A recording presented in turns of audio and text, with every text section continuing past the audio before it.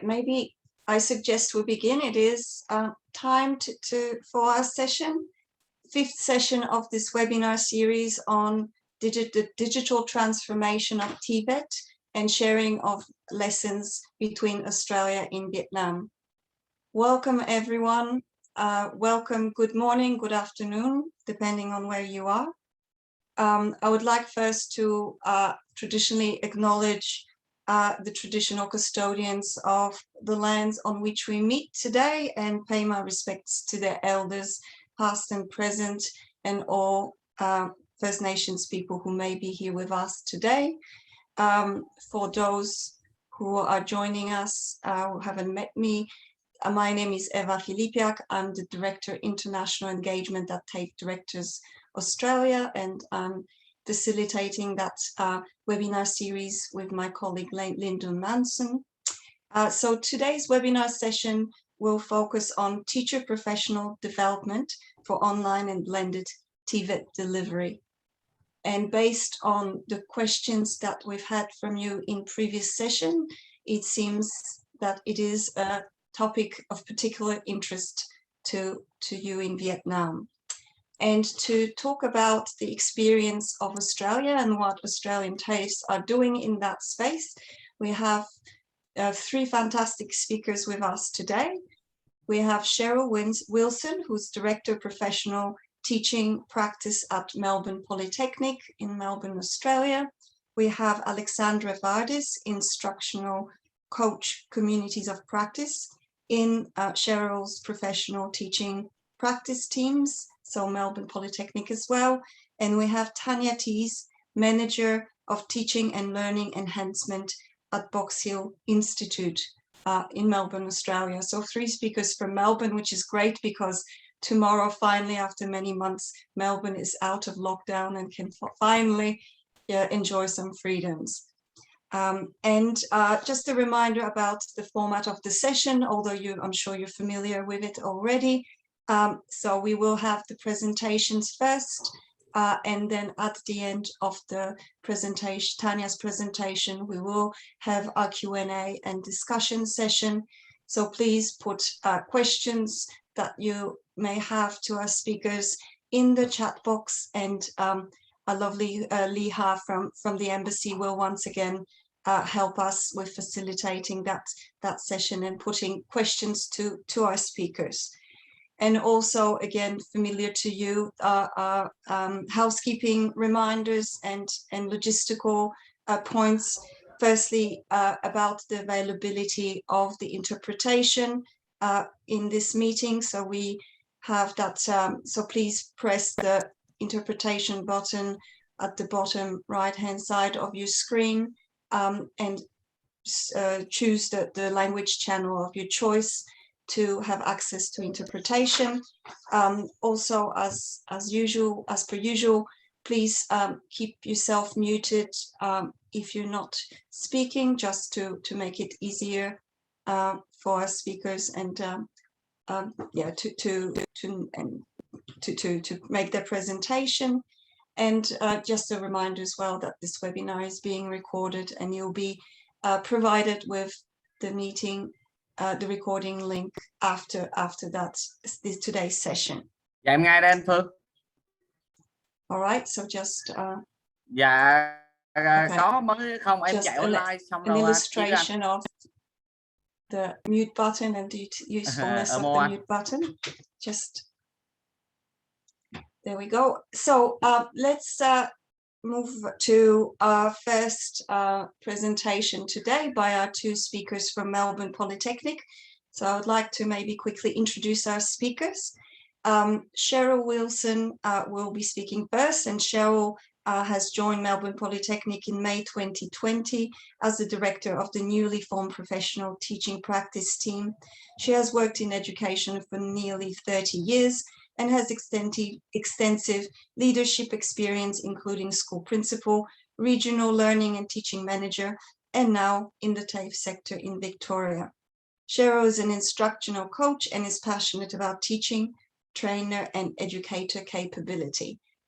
Cheryl, thanks very much for accepting to be here with us today, and we look forward to your presentation. And I may as well introduce Alexandra Varis, who will be your co-speaker. So Alexandra is an instructional coach, communities of practice in the professional teaching practice team, as I mentioned before. Alex has been with Melbourne Polytechnic for 17 years, and before joining the professional teaching practice teams just over a year ago, she was a teacher and program leader in English language programs. Within the teaching practice team, Alex is grateful for the opportunity to partner with educators in professional learning as they develop skills and confidence in their teaching practice. And I expect, Alex, that the trainers are very grateful to have you there as well. So I think it's a lovely partnership that you'll tell us more about. So without further ado, I'll pass the floor now to Cheryl and Alex for their presentation.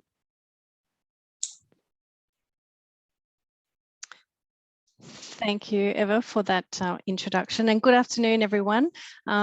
My colleague Alex and I are excited to be here today to share with you our story about how we build teacher capability for online delivery at Melbourne Polytechnic.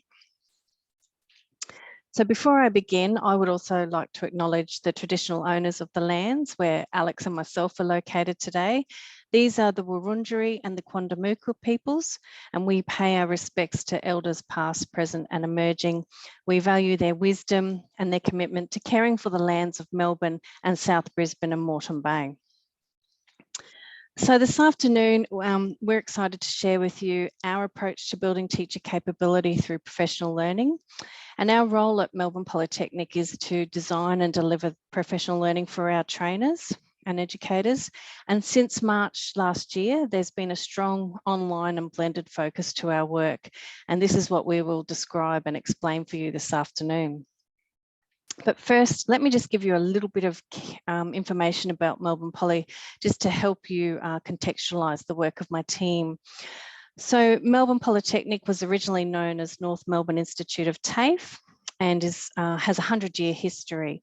So currently we have 7 campuses and 3 training centres in Victoria, and we cater for learners, students in foundation, vocational education training and higher ed. In 2020, there were over 23,000 students enrolled at Melbourne Poly, and these learners were enrolled in at least one of our 319 nationally registered qualifications or 32 higher ed courses. And so as a result, we employed 540 teachers across VET, foundation and higher ed, so a very large teaching cohort. At Melbourne Polytechnic, we generally refer to our teachers, trainers and lecturers as educators, as we find that's the most sort of inclusive term. So you will hear Alex and myself use the words teacher, trainer and educator interchangeably. One interesting fact about Melbourne Polytechnic is that we've consistently been one of the largest providers of VET offshore. And in 2020, we were the largest Victoria TAFE provider of international education. And you can see that Melbourne Poly is active in many Asian countries with over 10,000 offshore enrolments in 2020. So we do have a long history as a provider of education in the north of Melbourne. And our vision is to develop the capabilities of students and industry to thrive in a rapidly changing world. We pride ourselves on being a student-centred learning organisation, and to be successful, we know that our teachers need to be skilled in both face-to-face learning and teaching and online learning and teaching. Learning at Melbourne Poly is certainly a unique experience with very much an applied focus, and our education strategy supports students across these 4 goals that you can see on the slide here. And the work of my team is really aligned to these 4 goals. As Eva said in the introductions, my role is to lead the professional teaching practice team. And this is a new team after a restructure. And the #1 focus of our work is building teacher capability. And we take a partnership approach to this work. So we partner with our educators to explore, activate, embrace, and share new teaching knowledge and skills. And for us, this partnership approach really means that we position ourselves alongside the teacher or teaching team to truly understand where they are at and what professional learning they need to support improved outcomes for their learners. And we have found that this is the best approach to take in our context, particularly when we're talking about digital capability, because the demographics of our workforce, our teaching workforce at Melbourne Poly, puts the average age of teachers at just over 50. And over 50s do not tend to be digital natives. And in fact, being thrust into a pandemic situation where one day you're teaching face-to-face on campus, and then the next you're forced to teach your students online via Zoom, can be very threatening and overwhelming. So to support this partnership approach, each of my team is an instructional coach, and they have undertaken training to develop their skills as a coach. And I'll unpack coaching a little more in a moment. But each team member also has a particular portfolio role, and these are noted in the orange circles around the outside of the diagram on this slide. And what's interesting, and you'll notice, is that no one team member has the role of digital capability. We are all expected to incorporate digital technology into our work. And this has been a real learning journey for us as a team. And at times we have felt like we're only 1 or 2 steps ahead of the teachers that we are working with. And at times, some of our teachers are better skilled in technology than us, which is great because it means we learn something from them. But I do want to take a quick moment to unpack our approach a little further. And you will hear Alex and I talk about professional learning rather than professional development. And this is very deliberate. The research tells us that professional development is a deficit model. So there is something wrong with you, your teaching is below standard, go and do this PD and you'll be a better teacher. And professional development often means sitting and listening to the expert tell you what you need to do. And this may not be relevant to what the trainer needs right now, because it may have been determined at a system level.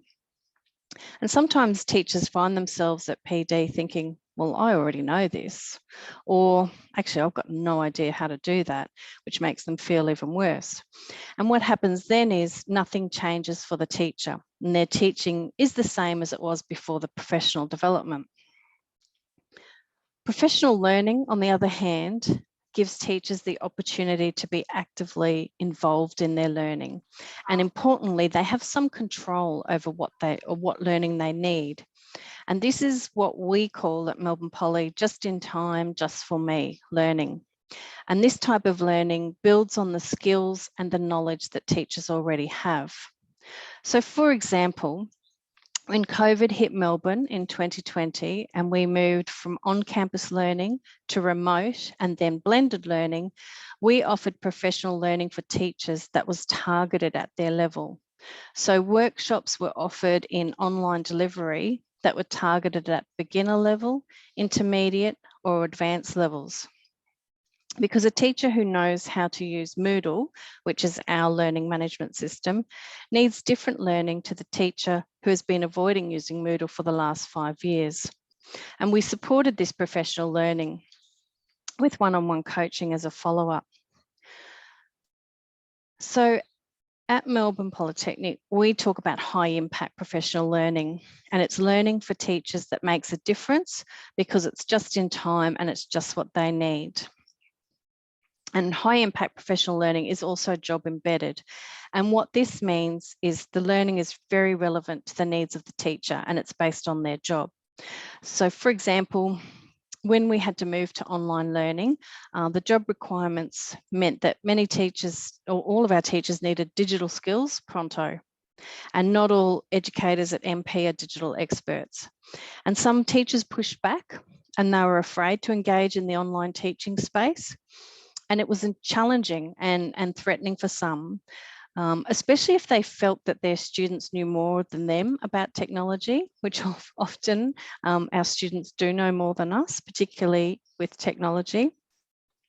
So for my team, this means we really need to listen to our teachers and to take the time to find out where they're at, what they are struggling with, and where they need their next piece of learning.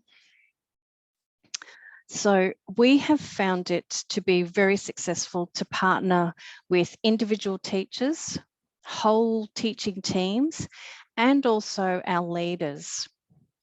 So first of all, with our teachers, working one-on-one with a teacher has impact. It's also time intensive, but it means you can get to the core of what professional learning the teacher needs. So it might be a very specific aspect of teaching online, such as how can I engage my students on Zoom, or how can I get my students to collaborate more when working online. But we also work with teaching teams, and we're often approached by a program leader to work with with their team. So for example, plumbing. The plumbing team have worked with one of the PTP coaches this year over the course of about 6 months. And the work has been focused on planning for teaching in a blended learning environment. So obviously we know Cert 3 in plumbing is very, very practical. And for our plumbing teachers, it was very challenging to have to change all of a sudden and teach online. So the starting point for this work with the plumbing team was around planning. How do I plan for online or blended learning? And for different teaching teams, the starting point is sometimes different depending on what their focus is or where they're, how skilled they are in the online or blended space. And importantly too, we aim to work with our educational leaders so that they have the knowledge and skills also that their teachers need and have. And we really encourage our leaders to engage in the professional learning with their teachers. That builds that depth of capability. So to support improved teaching practice, we model and promote collaboration amongst our educators. So sharing with our colleagues what we have learned is important, especially when times are challenging. I think we all know that it can be really isolating for teachers to think they, to think, oh, I'm lagging behind everyone else because I'm struggling with blended learning. I don't really understand. So to hear a colleague say, yeah, it's hard, but here's what I've just learned and I'll show you if you like, can be very uplifting. So we promote collaboration. And scheduling time in team meetings for professional conversations is also important. And this is linked also to reflective practice, because having the time to think about how did that session go? Was that assessment tool effective? And then to share these reflections with other teachers promotes continuous improvement. And we encourage our teachers to be open about what worked well, what didn't work so well, and how would we improve it next time. And often it is the coaches on my team that starts these conversations within a teaching faculty, and they support the teaching team to further develop their trust in one another and to work together rather than working individually in isolation. So moving from on-campus learning to remote learning and then to blended learning has obviously been challenging for all of our teachers.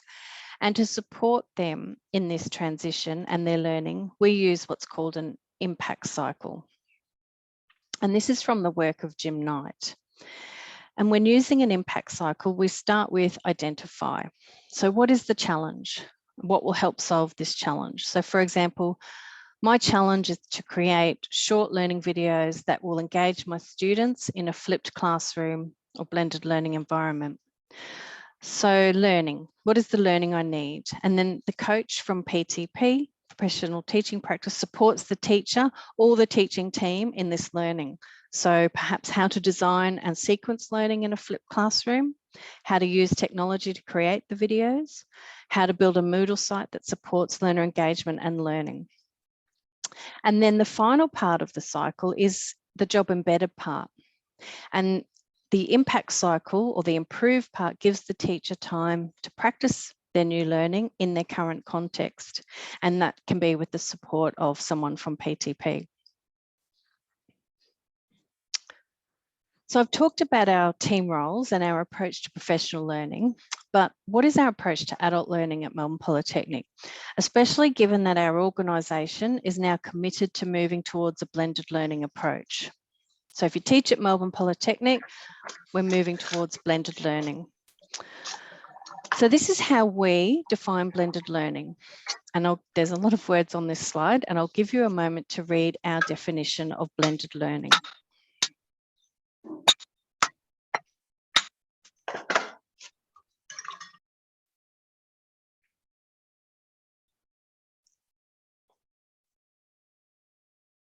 For us, it's about that flexibility of having online learning with the benefits of face-to-face on-campus learning. And we're very focused on building teacher capability to be able to teach in this blended environment, because this is our way forward at Melbourne Polytechnic. So that sounds all very easy, but where did we start? We started in mid-2020 with a professional learning program for all teachers.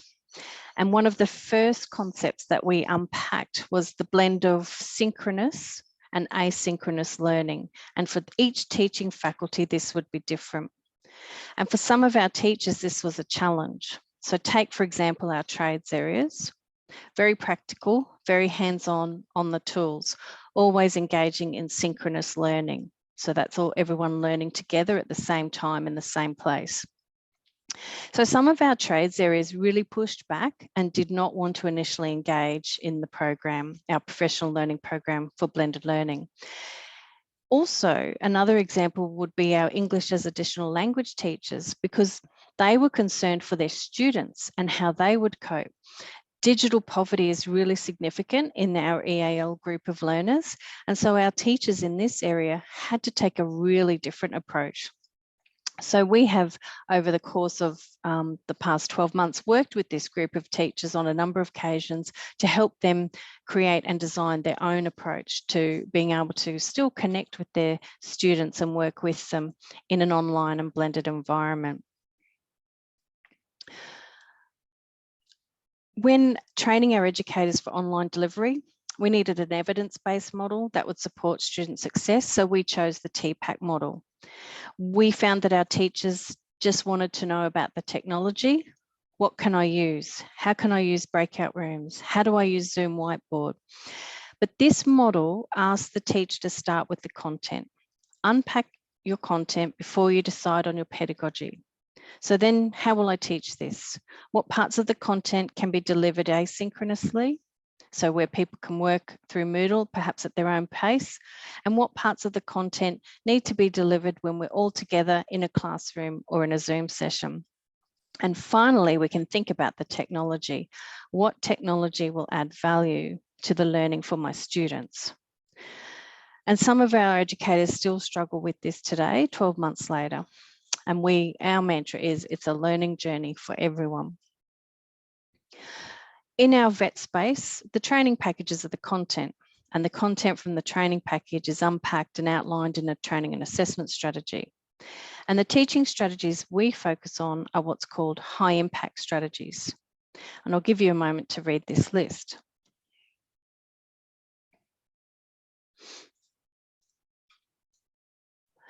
These 10 strategies have a really solid research and evidence base, and they work. And they work both face-to-face in a face-to-face on-campus classroom, in a Zoom classroom, or even with that asynchronous self-paced learning. And we have found that focusing on one or two of these high-impact teaching strategies with a teacher or a teaching team really makes a difference. You can't do everything all at once. And the final part of TPAC is technology. And as we've moved from on-campus to remote and then to blended learning, we've discovered new technology tools. And we ask our teachers to make decisions about which tool will work best for that particular unit and their particular teaching approach. And what's important here is keep it simple. Don't try and create a lesson that has 4 or 5 different technologies. It will be overwhelming for you as a teacher and for your students. 1, maybe 2 is enough, because everyone needs an opportunity to master a new technology before being introduced to another. We have spent a lot of time telling our teachers that shifting to blended learning is a journey, and that journey is a different pace for everybody, as long as we're all moving in the same direction. So I just want to unpack instructional coaching because it's a big part of our work in the professional teaching practice team. And we coach teachers to be better instructors, better educators who improve their teaching practice to support better learning outcomes for students. And it's linked to our vision and our commitment to being a student-centred learning organisation. So instructional coaching is high impact professional learning. It's job embedded, it's just in time, and it's just for the teacher. And it's about that continuous improvement in our practice. So our instructional coaches partner with teachers to have a really close look at their teaching practice, to set goals for what parts of their practice they want to improve, to then identify some strategies and learning activities to meet the goals, and then to monitor progress towards the goals. And throughout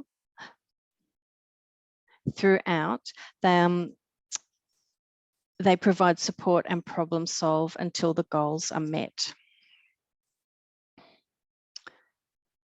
So partnership is key to coaching.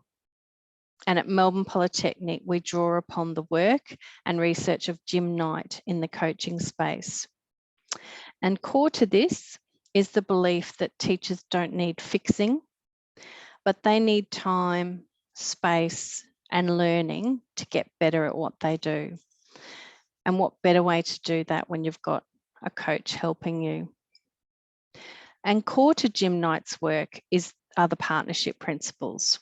And I'll give you a moment to read these in the orange circles before I unpack them in the next slide.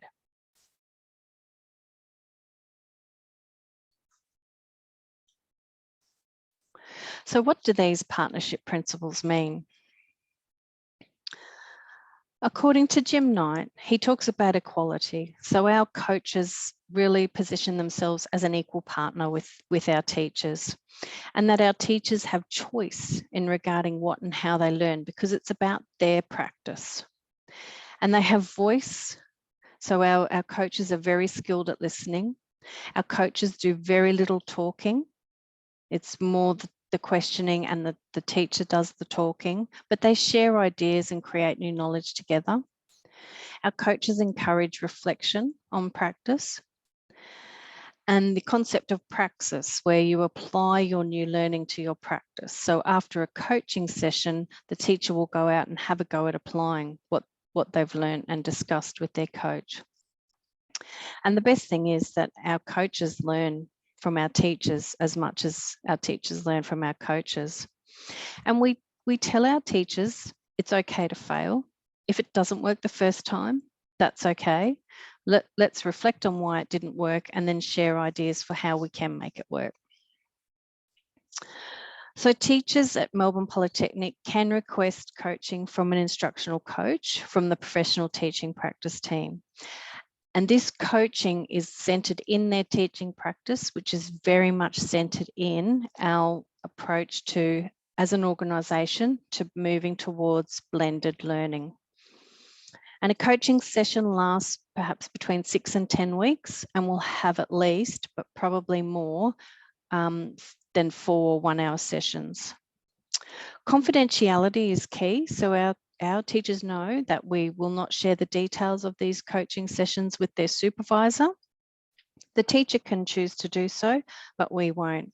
And this is to ensure that we build a trusting relationship between the coach and the teacher, because these teachers are letting us as coaches into their classrooms, which is a very personal space. As I said earlier, it's a bit more time intensive, but it is high impact and it works. And teachers who have a coach improve their practice. As well as doing one-on-one individual coaching, the coaches in the professional teaching practice team will also work perhaps with a teaching team and do some group coaching in their professional learning. So I'm now going to hand over to my colleague, Alex, who will continue sharing some further aspects of our work with teachers at Melbourne Polytechnic. Thanks, Alex. Thanks, Cheryl. So now I'll talk about another two of our professional learning programs that the professional teaching practice team offer to Melbourne Polytechnic teachers. So the first program I'm going to talk about is Community of Support, which is a mentoring program for new and beginning teachers.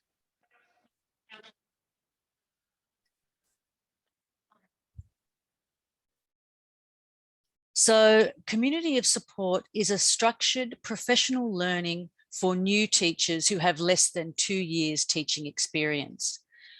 The focus of Community of Support is to support new teachers to deliver a blended learning model and develop and improve their teaching practice. So Community of Support offers new teachers monthly group sessions, which are highly interactive and model best practice. And in 2020 and 2021, these sessions have been entirely on Zoom. And in these sessions, the high impact teaching strategies that Cheryl mentioned and activities are presented and modeled in a blended learning approach. And these strategies are modeled to be delivered both on Zoom or in a face-to-face context on campus. So these sessions offer collegial sharing, advice and support, and there are opportunities for educators to share their experiences, trialling new strategies and activities with their students. So as part of Community of Support, there is a dedicated Moodle site with discussion forums, session plan templates, videos of activities to trial. There's a repository of resources and readings. And so that's the asynchronous work that is accompanying the Community of Support. As part of Community of Support, teachers also have access to 4 sessions of one-on-one instructional coaching with a professional teaching practice instructional coach. So this is to support them when they're trialing and implementing new teaching strategies with their class. So in the one-on-one coaching sessions, as Cheryl explained earlier, teachers can discuss what's working well, what's not working, what challenges they're experiencing, and their coach can guide them through some strategies to address challenges and solve problems. So teachers from who have come to Melbourne Polytechnic have reported that they've been attracted to work at our institute and have applied for jobs at Melbourne Polytechnic because they've heard of Community of Support. And it's quite unique in the TAFE sector in Australia. And it's attracted interest from educational institutions within Australia and internationally, and has led to partnerships being developed.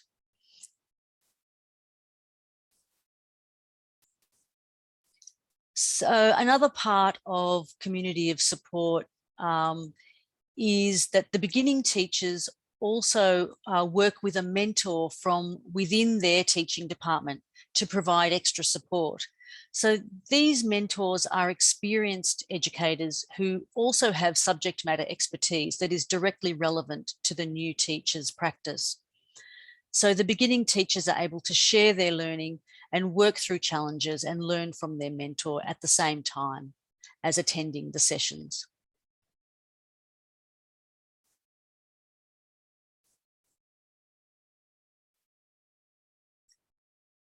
So as in addition to the Community of Support, at Melbourne Polytechnic, we also have what we call communities of practice.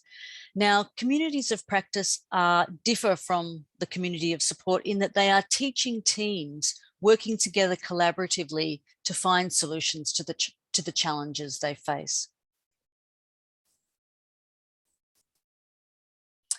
So I'm just going to explain a little bit about communities of practice at Melbourne Polytechnic. So there are 3 characteristics of communities of practice. The first is domain, and this is the area of common group knowledge or interest. So in a community of practice, group members share their competence, their knowledge and skills around a common area or topic of interest. The second characteristic is community, and this describes learning in a collaborative activity. So in a community of practice, this takes the form of a series of regular meetings. So members, so in a COP, we call communities of practice COP for short. So I'll alternate between the two. So in a COP, members share a passion for something and learn how to do it better as they interact regularly. And the third characteristic of a COP is practice. So it's through sharing, practice focuses on the developing knowledge and expertise in relation to the chosen topic area. And this is done in a number of ways.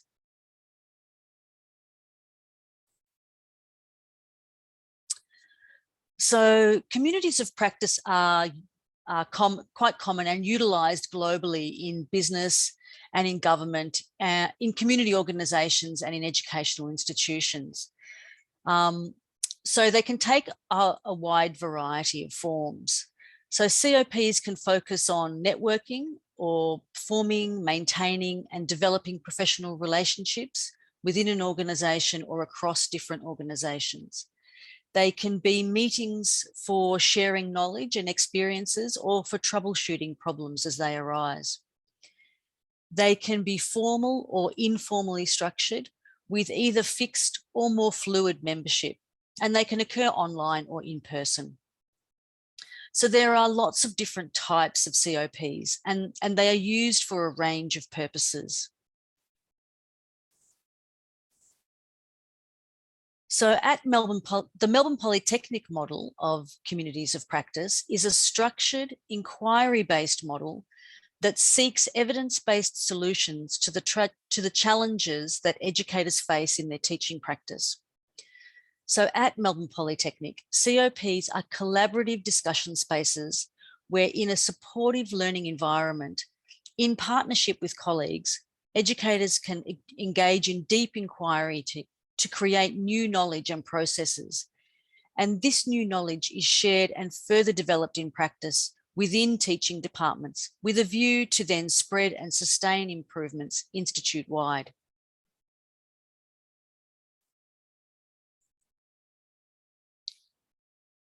So the purpose of COPs at Melbourne Polytechnic is for teams of educators to explore together the challenges they face in their teaching practice in order to continually improve and innovate in their teaching.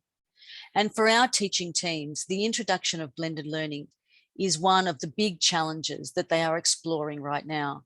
And together they are coming up with solutions and ways to improve teaching practice in a blended approach. So participation in communities of practice gives teachers a sense of empowerment, autonomy and achievement around their teaching, and they can come up with solutions to the challenges they face. And in this way, our educators and us as an institute over time can become more responsive to the needs of our learners.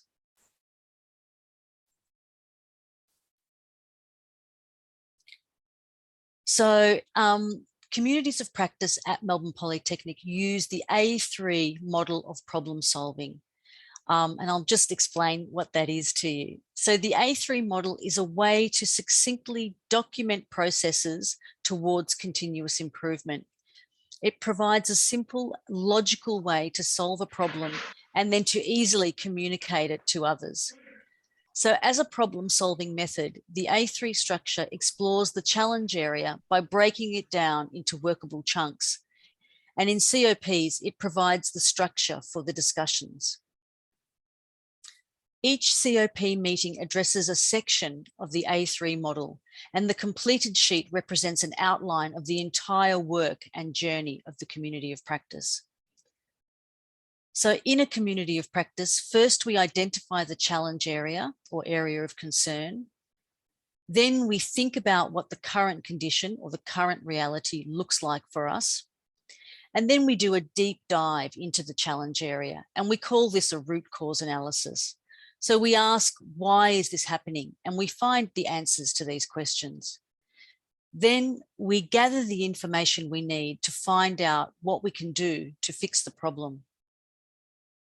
Then we can come up with some possible solutions to the problem and devise an implementation plan. And we trial and check our implementation and make the changes needed. And finally, we sustain and spread the solutions and improvements that work. So that's just the process of a community of practice.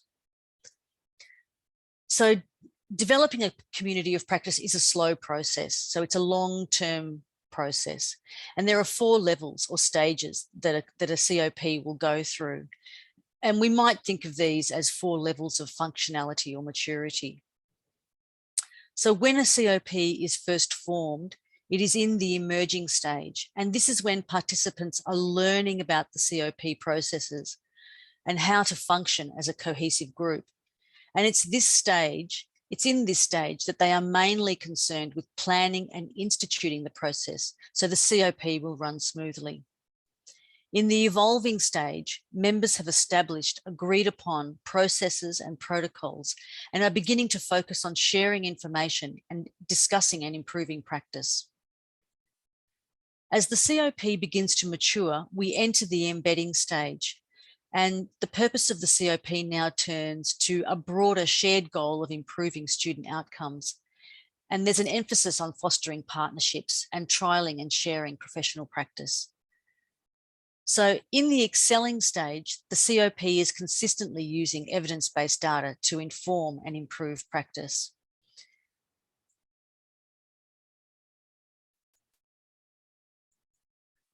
So in terms of the 4 levels, in the emerging and evolving stages, the professional teaching practice facilitator or coach will provide the structure and guide the COP members in learning their roles and in facilitating the meeting processes.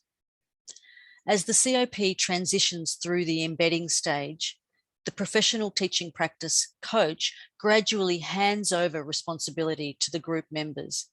And by the excelling stage, the COP is entirely facilitated by the group members and all responsibility for decision-making now sits with them.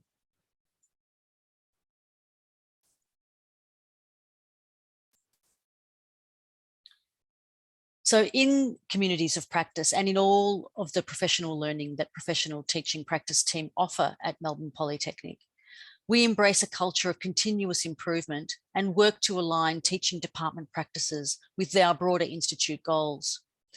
So COPs improve cooperation and collaboration amongst teachers and encourage skill development and innovation in teaching.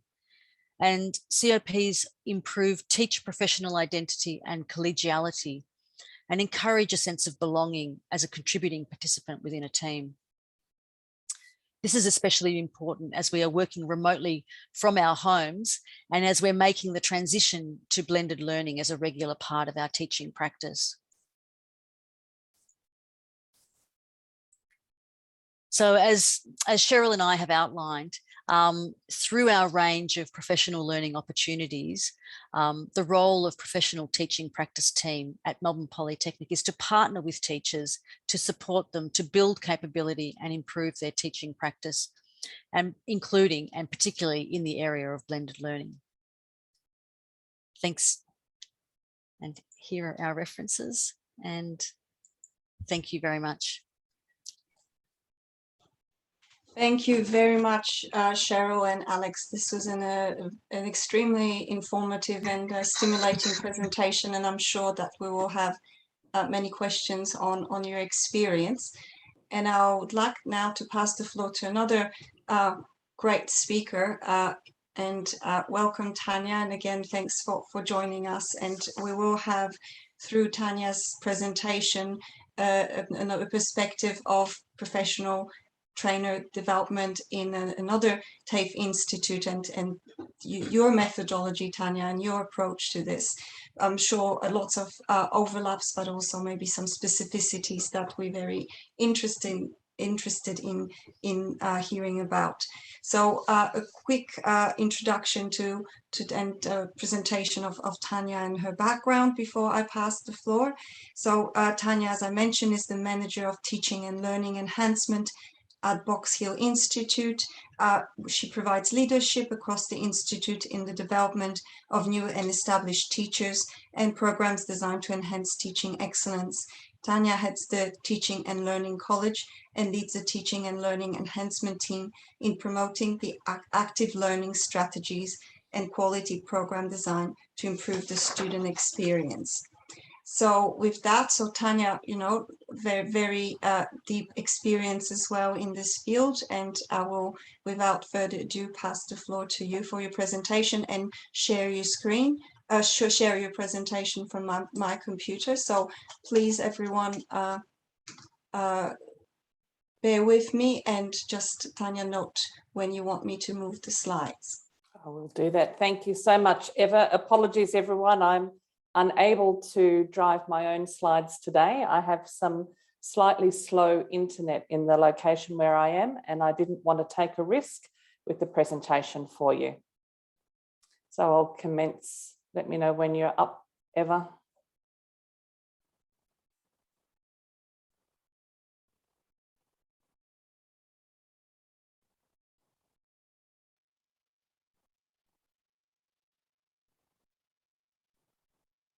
Fantastic. Thank you so much, Eva. Good afternoon. My name is Tanya Teese, and I'm the Manager of Teaching and Learning Enhancement at Box Hill Institute. I'd like to thank you all for the opportunity to describe some of the work the Teaching and Learning Enhancement team have been doing alongside our teachers to improve the teaching and student experience at a time of great turmoil. Next slide, please.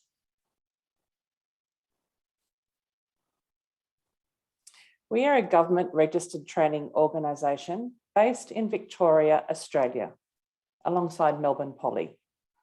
We deliver accredited courses that range from pre-certificate to master's level qualifications, and we have an extensive global network. Next, please. A few words about the size of Box Hill Institute and what we do. We have extensive experience in designing and delivering training for large-scale industry and government projects, both in Australia and offshore. Our last count showed over 100,000 graduates. We have a staff of over 1,700 individuals, about half of whom are teachers, and we offer over 200 nationally accredited courses. Areas of focus for us include cybersecurity and ICT, health and social assistance, but the range of courses delivered is wide and includes accredited and non-accredited courses. Next, please. We have 4 beautiful campuses that we are looking forward to returning to.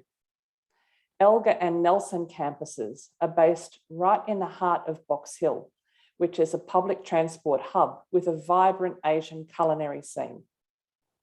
One of our campuses is based in the centre of Melbourne City itself, and the other is located in the beautiful countryside at Lilydale amongst the kangaroos. Next, please. Our global footprint is large. We have extended Box Hill campuses in Vietnam, China, Kuwait, and Malaysia. We have commercial projects and source our inbound students from one side of this map to the other. And we have a special relationship with our GEN or Global Educator Partners in Canada, USA, and Singapore. The GEN partnership in normal times provides our students with the opportunity to travel to the other campuses for immersive learning experiences. We're in the process of changing this to virtual experiences while the restrictions are in place.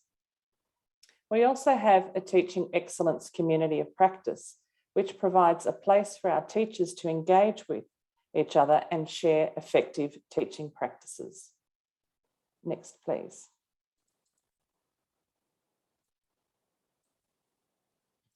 We've worked in Vietnam since 2002 and have a strong interest and intention to keep growing our partnership with Vietnam in the form of international inbound, contracted delivery and transnational education.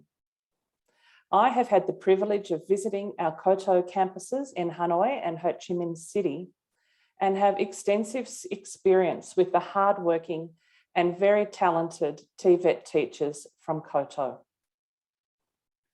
As well as a wonderful Koto project, we've also partnered with Hanoi College of Electromechanics to establish the Australia-Vietnam Teaching Training Centre of Excellence, or AVCO.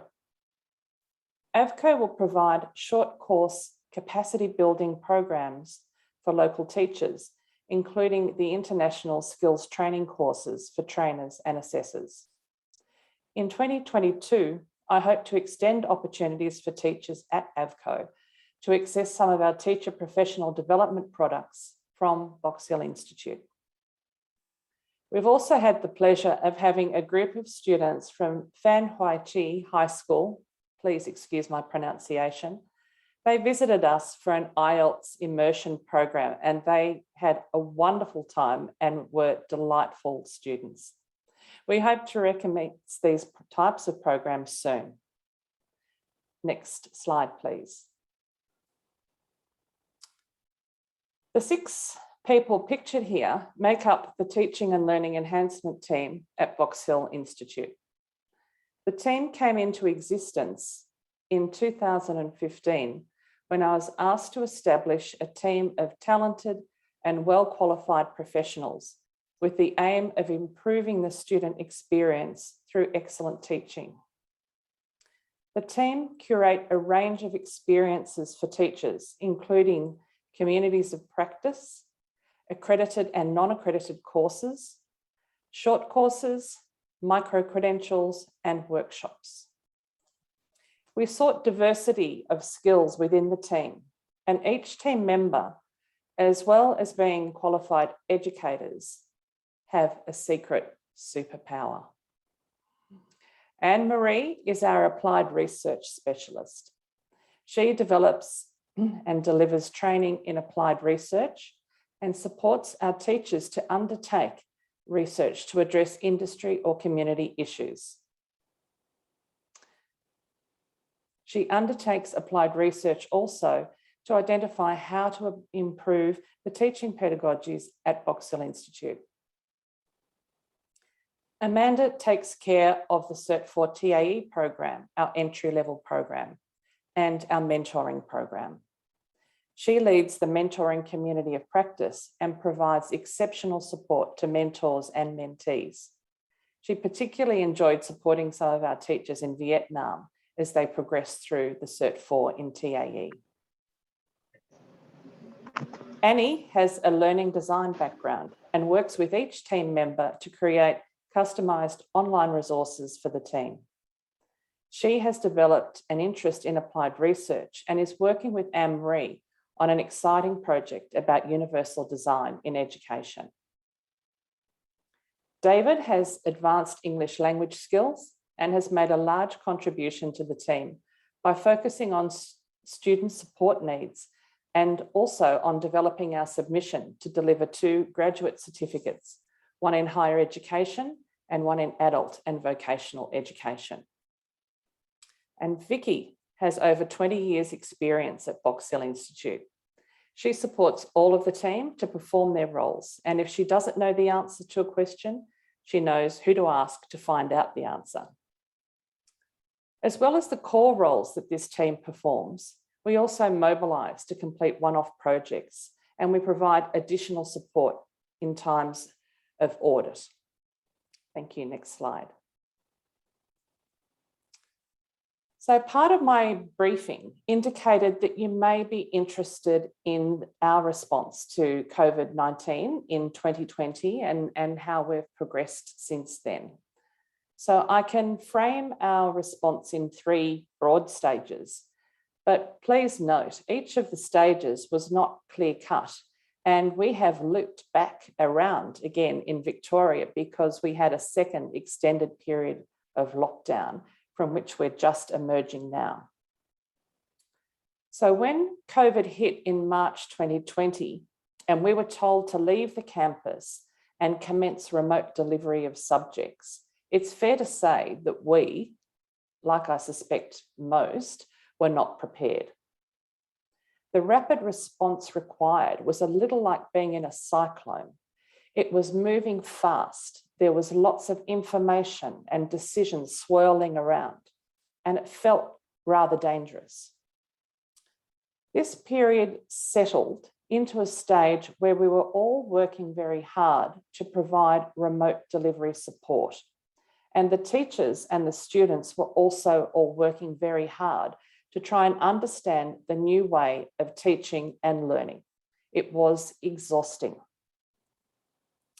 We were able to return to our campuses with restrictions in early March 2021 and felt that we were transitioning to our new normal state.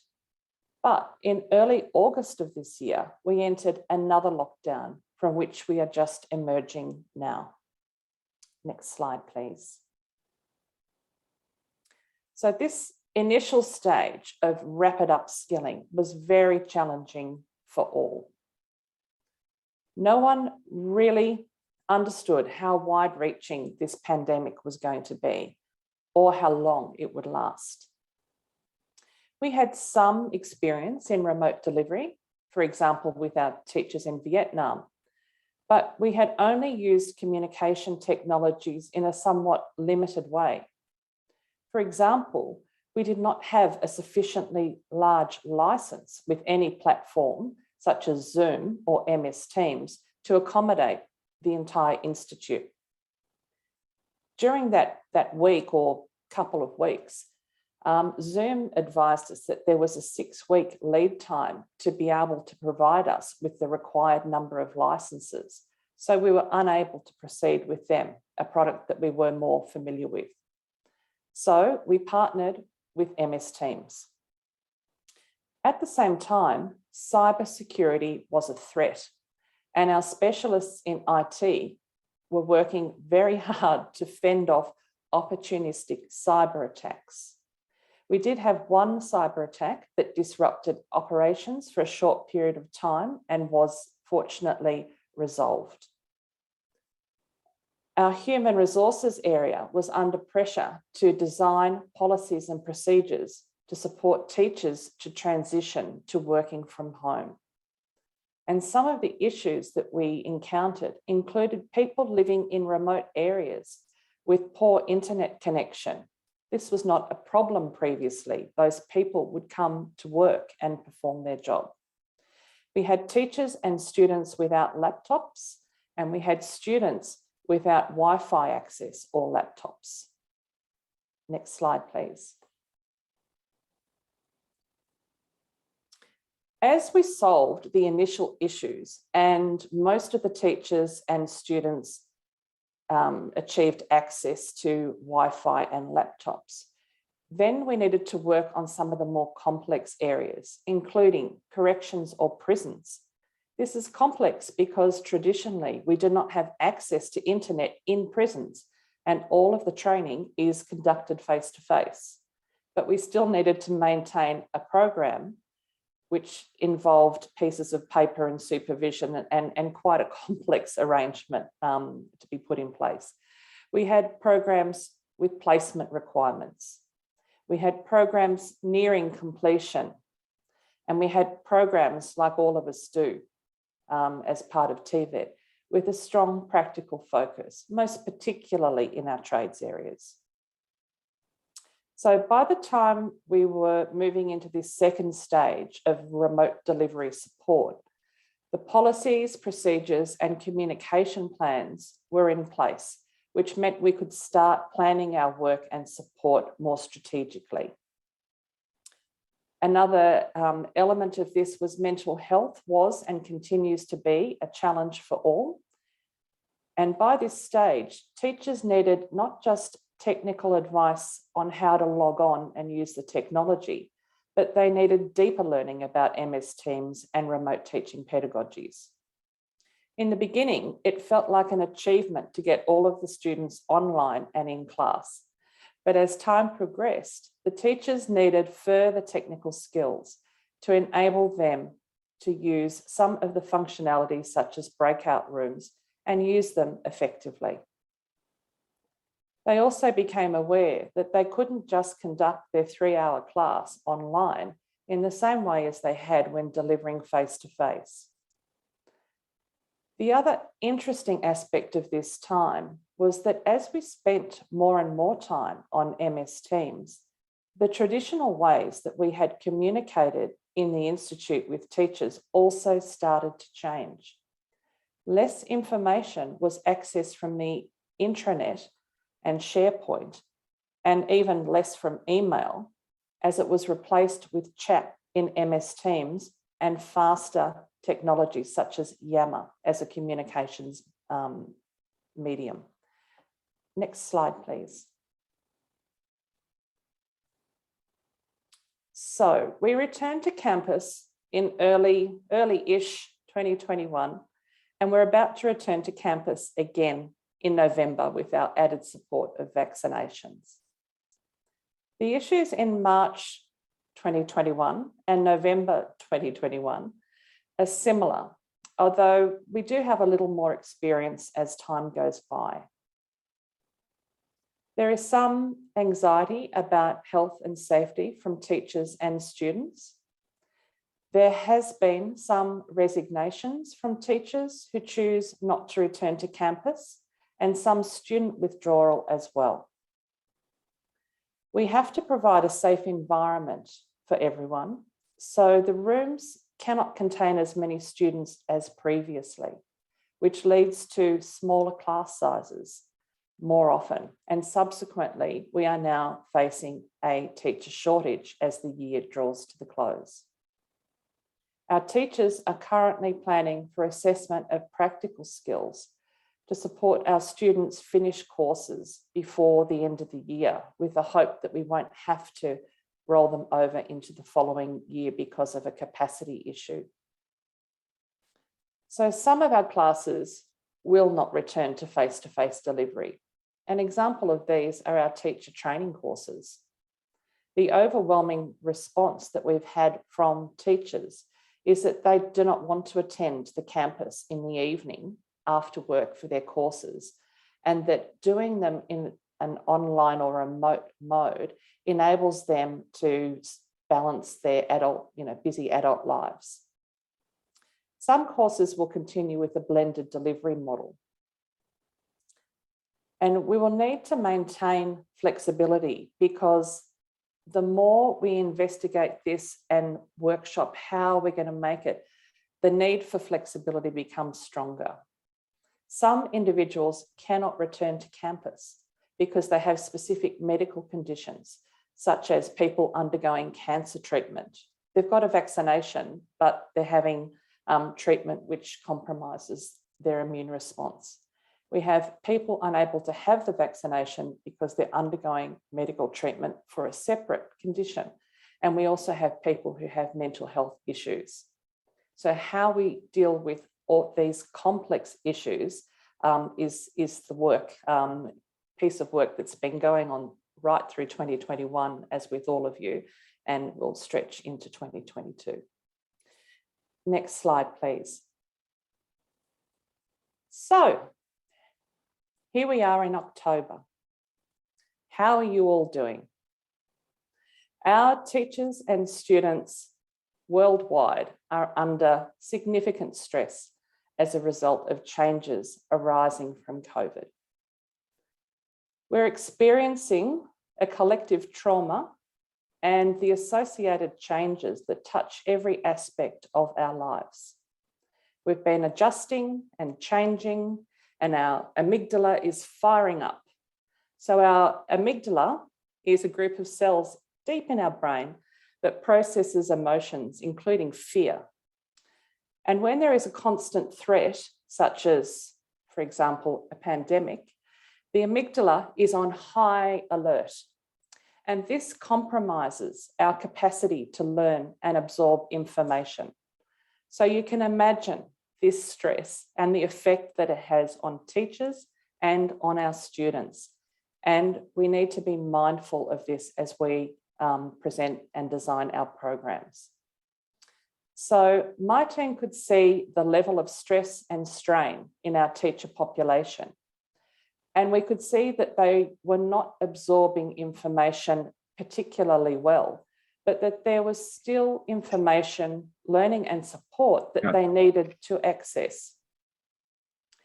We decided to create fewer, deeper learning experiences with very defined outcomes to try and reduce the white noise that was affecting them adversely. Next slide, please.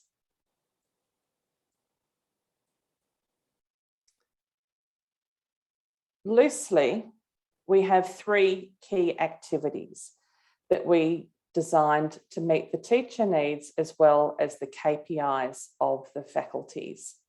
And this makes it look streamlined and not too much to take in. These were communities of practice, accredited courses, and micro-credentials. We have 2 communities of practice that operate inside Box Hill. We have 1 community of practice that we are setting up to work with another 2 RTOs in Melbourne on blended learning. And we have 1 international teaching excellence community of practice established with our partners in the Global Exchange Network that enables our teachers in Canada, USA, Singapore, and Australia to meet virtually and engage. This program's been going for 25 years, so we actually have had the opportunity of meeting many of these people during global exchanges over the years. The 2 accredited courses listed here are the Certificate 4 and the Diploma. The Cert 4 is the entry-level qualification for teachers in the TVET sector in Australia, and the Diploma is a deeper learning, higher level qualification for teachers who have been teaching for a couple of years.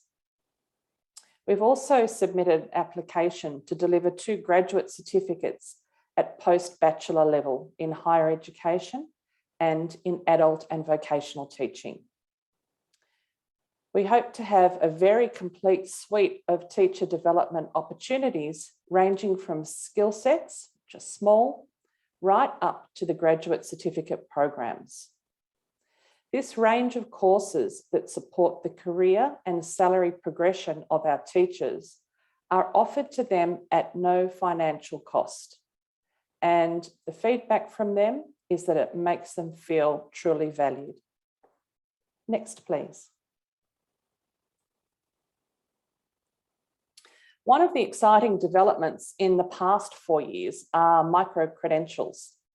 I love them because they offer flexibility and are a great way to package training. They can be accredited, they can be non-accredited, they can be of varying sizes.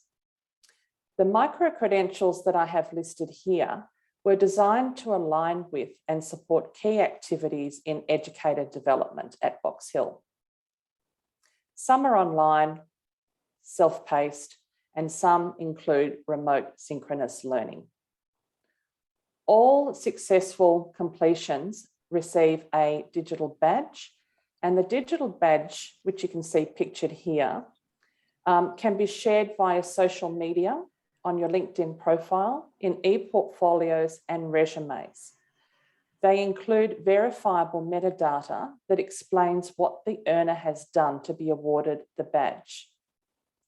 I am not a great user of LinkedIn, but when I posted my first badge in 2019 or 2020 early, I can't actually remember, I had 750 views within 5 days, which was quite remarkable. They also connect earners to employment opportunities. A critical micro-credential that was developed was digital literacy for VET teachers. So the TLE team had identified a large skill gap in existing and new teachers in digital literacy skills that support teaching. And we identified and built this prior to COVID. Post-COVID, the gaps were particularly evident or more evident than previously, and the need to address these gaps was even more urgent. So we needed to redesign the micro-credential to integrate more work around communication technologies and blended learning. This self-paced micro-credential, it wasn't a lifesaver, but it was a teacher sanity saver because it gave them some of the tools that they really needed more critically than ever before to conduct their classes remotely. Now, one of the credentials that has really captured the interest of the teaching and learning enhancement team is universal design. And you can see the little digital badge there, universal design for VET teachers.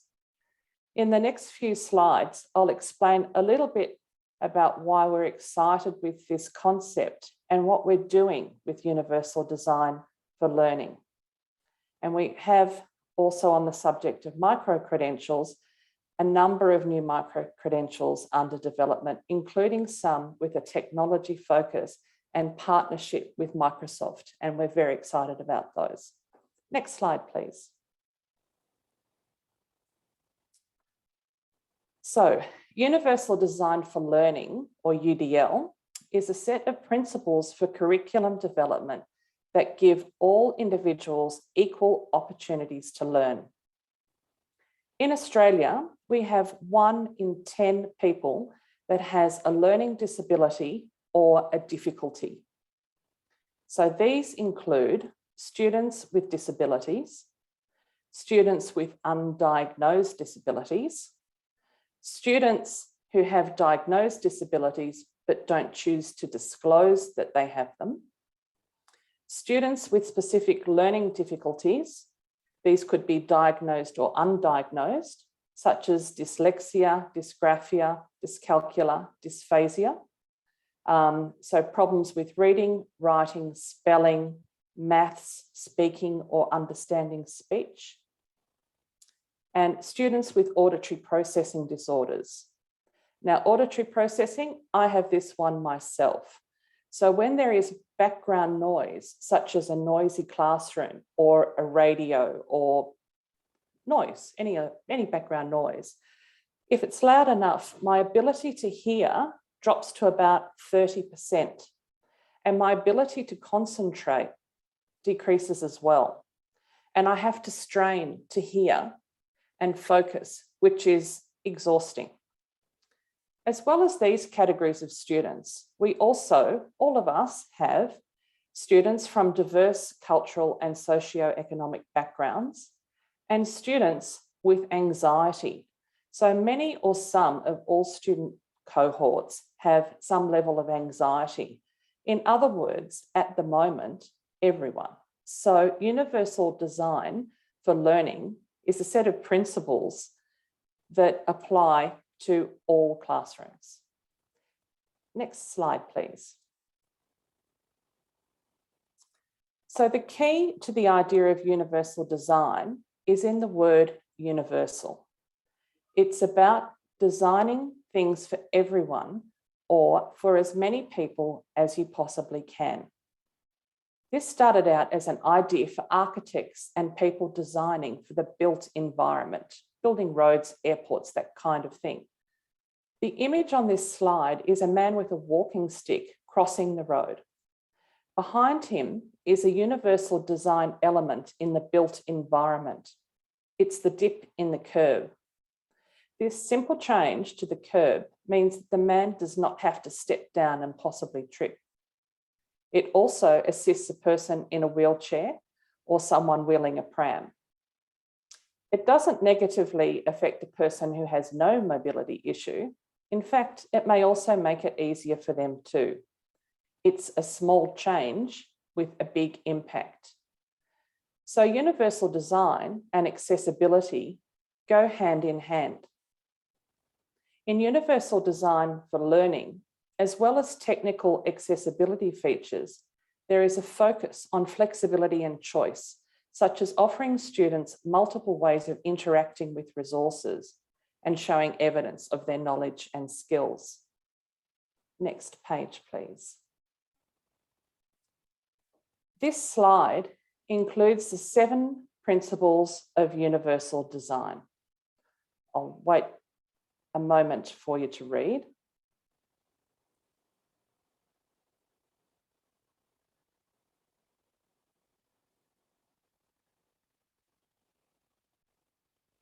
We developed a series of 2-minute animations and we posted these on the Box Hill intranet to introduce the principles to teachers. And the concept was everyone has got 2 minutes to listen to something that's a bit bright and sparky and could help your teaching.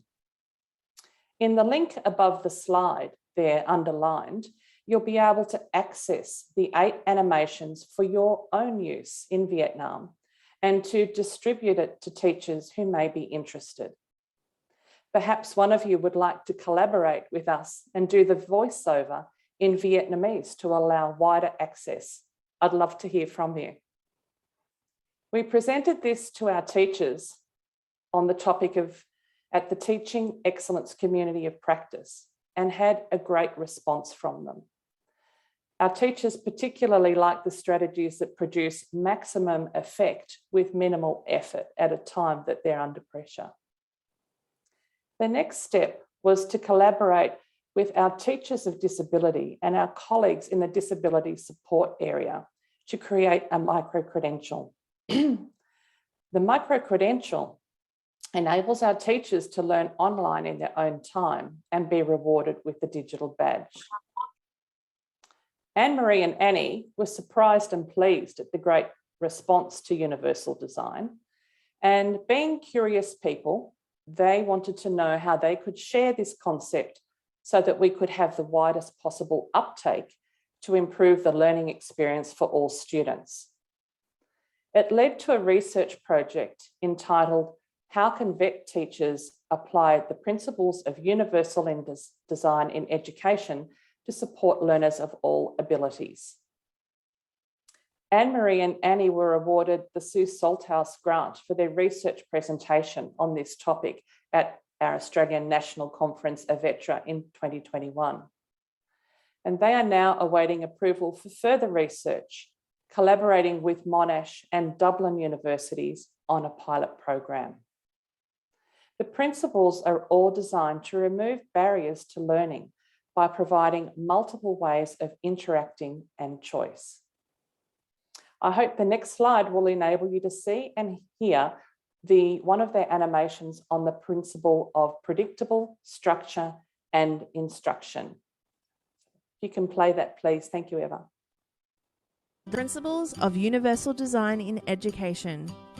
3. Predictable structure and instruction.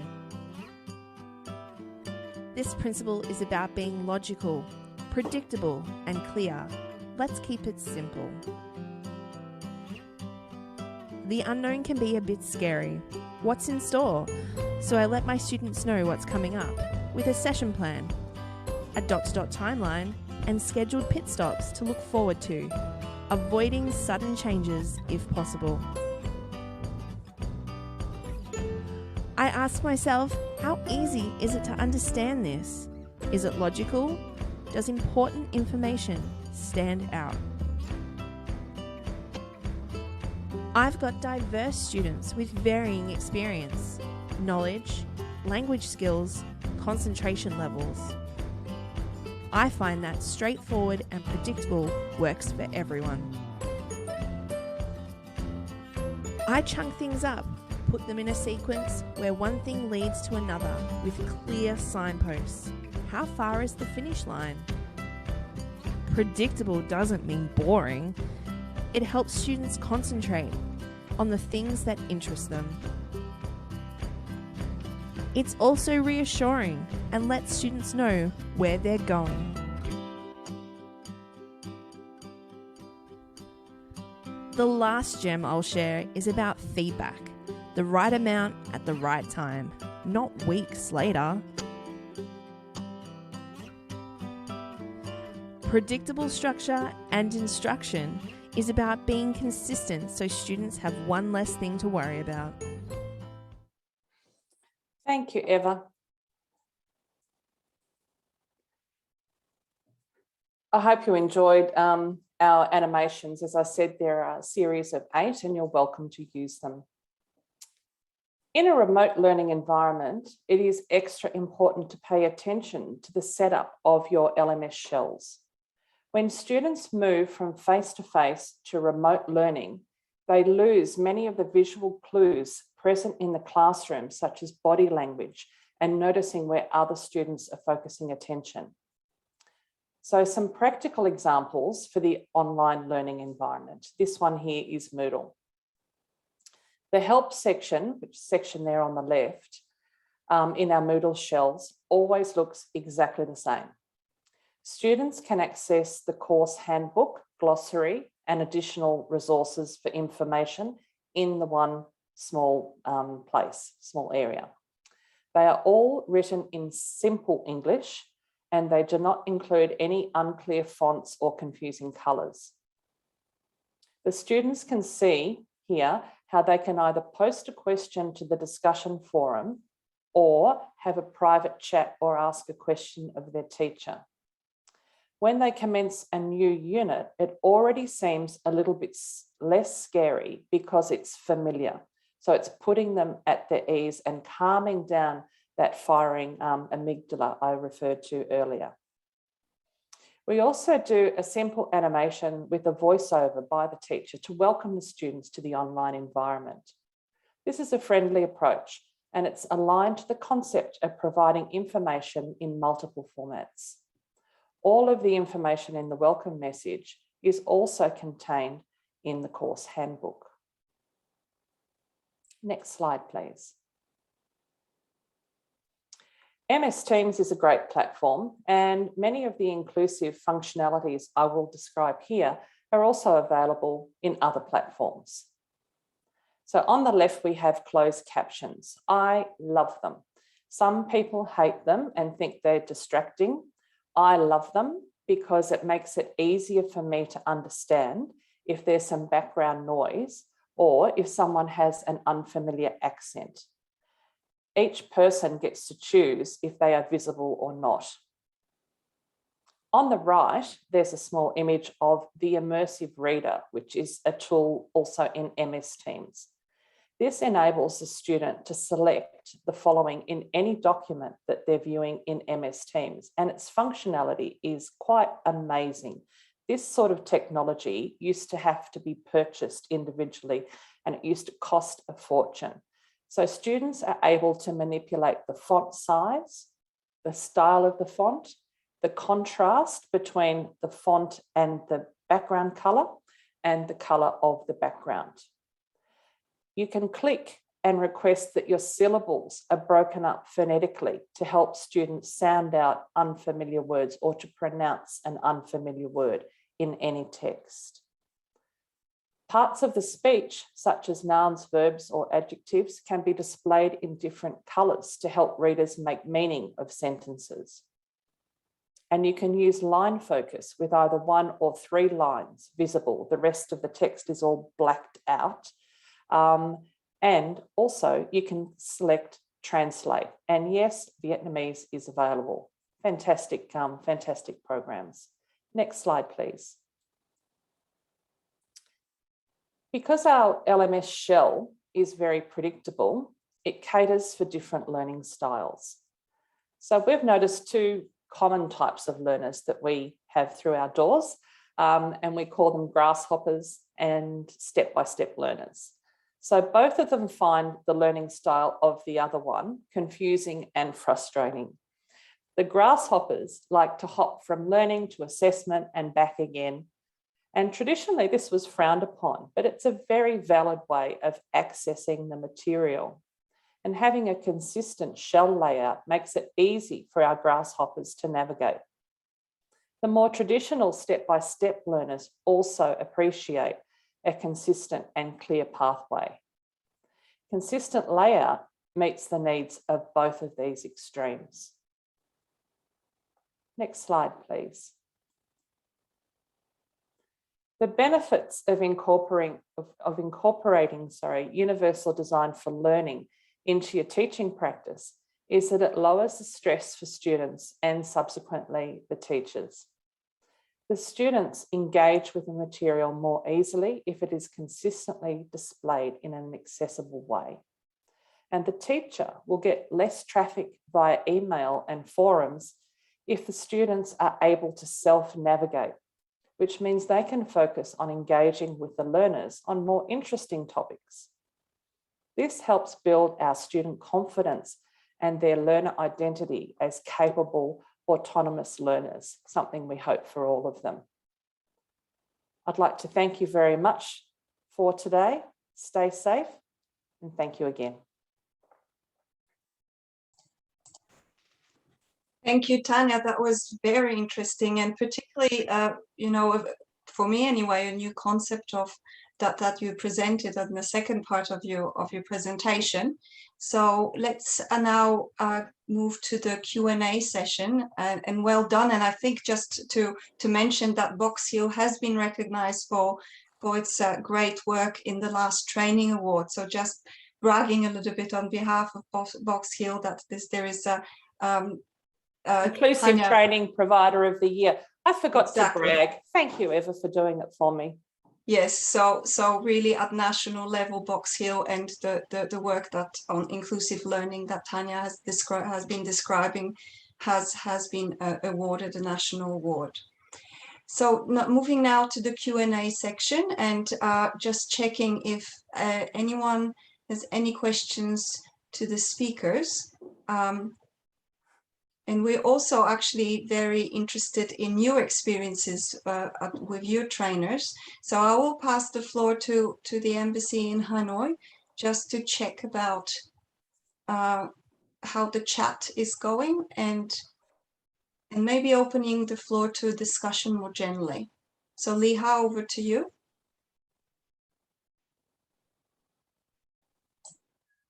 Hiện nay chúng ta chưa có câu hỏi nào trong cửa sổ chat hết ạ, và rất là mong các quý thầy cô có thể để lại câu hỏi, như có thể ngay bây giờ giơ tay, nhấn nút giơ tay và để phát biểu hoặc là chia sẻ kinh nghiệm, cũng có như thể là có câu hỏi đối với ba diễn giả.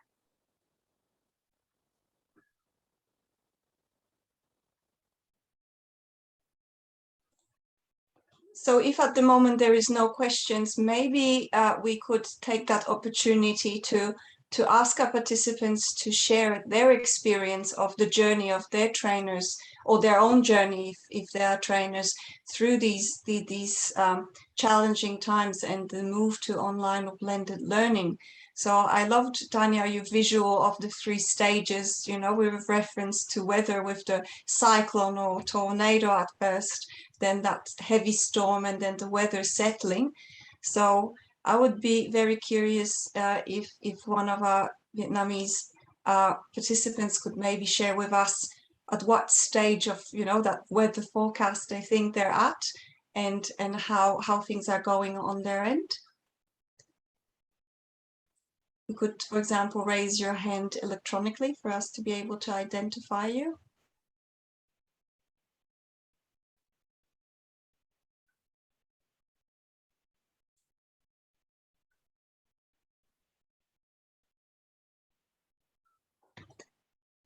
Well, I'll leave that to you, and I will ask a question to our speakers myself, and I encourage you to think about questions or to raise your hand and talk about your experience.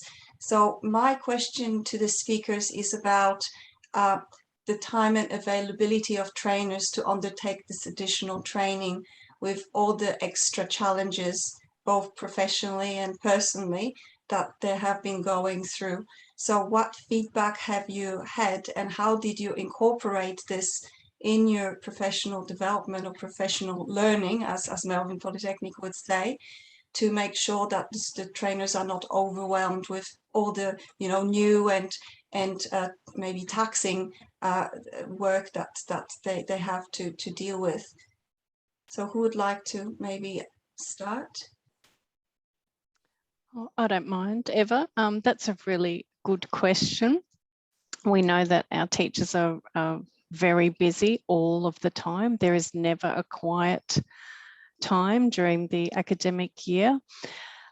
For us, we work closely with the program leaders to work out how the professional learning and when the professional learning can take place. So we try and access times such as perhaps their team meeting time. So instead of having that focus on operational day-to-day, the focus takes a real shift to professional learning and those professional conversations. I would say A lot of our teachers, like a lot of teachers everywhere, just want those that want to engage in learning will give up time. They will find the time.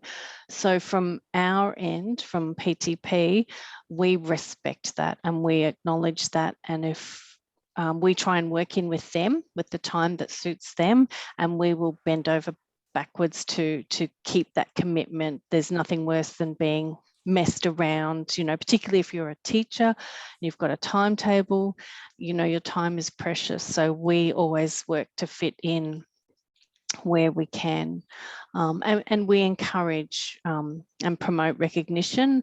And I will be catching up with Tanya because we are looking also at micro-credentialing and badging as well. We're moving down that path, which is that recognition for our educators. Okay, I might address that. I look forward to meeting with you, Cheryl. That sounds fantastic. We've had some teachers that were undergoing, for example, the diploma, or they might have been doing the applied research micro-credential, and we've had to extend submission dates for that and to give people a little bit more time than they might have required previously to complete those courses. So we're certainly extending submission dates. I was very careful about this next strategy because it was basically about saying, why don't we do less? So I didn't want to run that one immediately past the CEO because I really wanted to maintain my employment at Box Hill Institute. But by doing less, I meant really condensed good value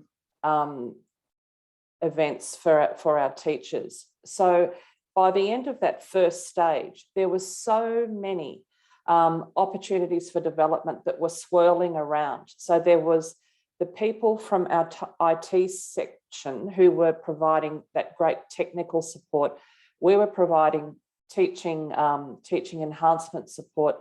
There was some of our structures within the institute, like submitting paperwork, had to be changed. So there was training available for those type of administrative processes that had to change, as well as quite a lot of online programs, professional development. So there was just too much swirling around and people weren't able to absorb any of it. So we made less, deeper experiences, and a great focus on don't waste their time. Like, just be very, very careful with your planning so that it demonstrates to the teachers the respect that we have for them and for their time.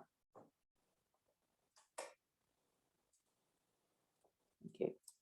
Great, wonderful, thanks very much. And I expect that Vietnam would have had that similar experience, particularly also with the outbreak of COVID and the heavy restrictions and all the toll that it takes personally as well. So that's great comment.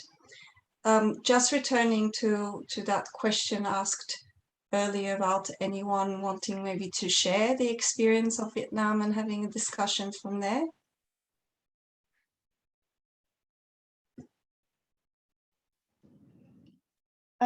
Dạ em Lê Hà ở Đại sứ Quán Hà Nội đấy ạ. Em muốn xin mời anh Nguyễn Văn Huy, Phó Hiệu trưởng Trường Cao đẳng Nghề Công nghiệp Hà Nội chia sẻ về trải nghiệm của trường. Anh Huy về trong cái nỗ lực để hỗ trợ đào tạo cũng như là nâng cao năng lực cho giáo viên để mình có thể chuyển đổi một phần nào đấy cái việc giảng dạy sang đào tạo trực tuyến trong thời gian Covid năm ngoái và một số tháng của năm nay không ạ? Anh Huy ạ. Anh Huy, anh nhấn nốt. Vâng, xin chào quý thầy cô cùng tất cả các quý vị ở trong cái phòng Zoom hôm nay. Thì cũng xin cảm ơn chị Hà đã giới thiệu để chia sẻ. Thì thực ra trường Cao đẳng Nghề Công nghiệp Hà Nội thì cũng đang có rất nhiều các cái chương trình hợp tác, và nhất là có cái chương trình hợp tác với phía Úc.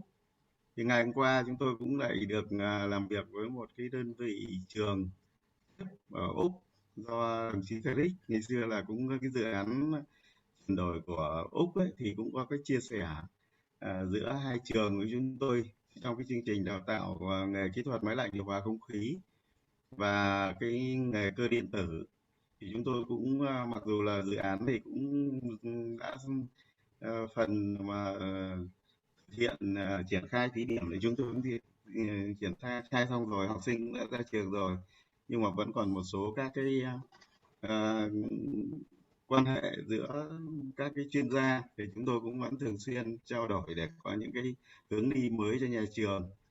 Chúng tôi thì cũng vì cái tình hình dịch bệnh, thế là vừa qua thì cũng có một số các cái lớp học ở nhà trường thì chúng tôi thực hiện 3 tại chỗ.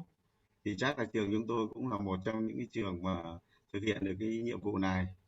Thì chúng tôi đang có các cái chương trình kết hợp với các cái doanh nghiệp, nhất là cái chương trình chất lượng cao từ cái cơ sở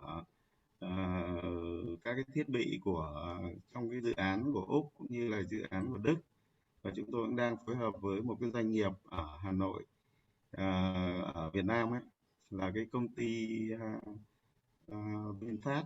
Chúng tôi cũng đang triển khai các cái chương trình đào tạo song hành giữa nhà trường và doanh nghiệp.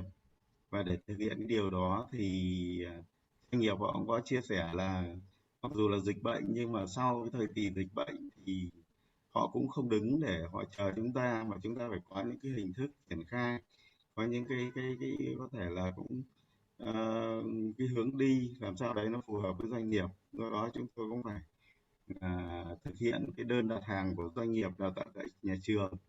Chúng tôi cũng thực hiện hình thức với đào tạo cho học sinh 3 tại chỗ, và hiện nay chúng tôi cũng chia các cái lớp nhỏ ra, và số lượng học sinh theo cái chương trình của chúng tôi vừa rồi thực hiện được ở trường đấy là 130 học viên theo cái chương trình đào tạo chất lượng cao của nhà trường và phối hợp với VinFast.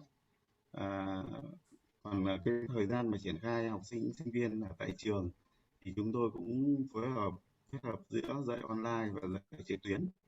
Và khi mà Hà Nội mà vừa hết giãn cách thì chúng tôi cũng học sinh có thể đến trường được, thì chúng tôi cũng đã triển khai cái việc là phối hợp giữa online và offline trong cái việc thi tốt nghiệp cho học sinh khóa 42 vừa ra trường đấy. Thì là chúng tôi cũng vì dịch bệnh là cũng bị kéo dài cái tình hình dịch bệnh của cái chương trình học cũng bị kéo dài ra mất hơn 1 tháng. Thế nhưng mà chúng tôi cũng phối hợp theo chỉ đạo của Tổng cục Giáo dục nghề nghiệp, cũng rất quan tâm đến những cái vấn đề này. Chúng tôi cũng thi các cái môn lý thuyết, và môn chính trị thì chúng tôi cho thi trực tuyến, còn lại là thi kỹ năng nghề thì chúng tôi cũng thay đổi phù hợp với cái đề thi, phù hợp với các cái module mà tùy theo từng cái ngành nghề đào tạo tại trường. Và chúng tôi cũng để cái số học sinh đến theo nhóm và theo nghề để đến trường thi, và cũng đã kết thúc cái việc thi tốt nghiệp tại trường chúng tôi.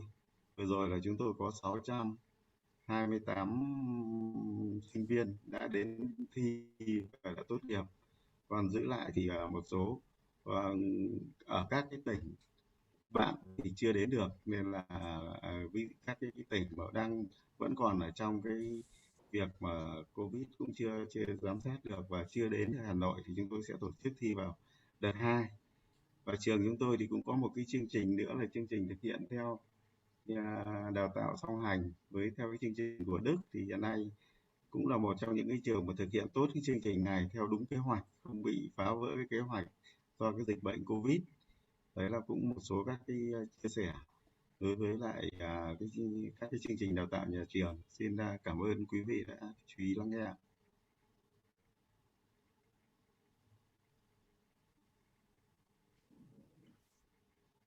Many thanks. That's very interesting for us to hear. So using the same analogy of weather, it sounds like you're still in that, cyclonic or heavy storm period. And we're slowly only emerging from that anyway in Victoria, where I'm based as well. So probably lots of learning from one another and sharing. And on that, I do have another question to our speakers.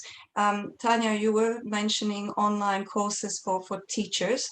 would they be by any chance available as well for trainers outside of Australia, and maybe applicable to some Vietnamese participants and open to our participants? And same goes to Melbourne Polytechnic.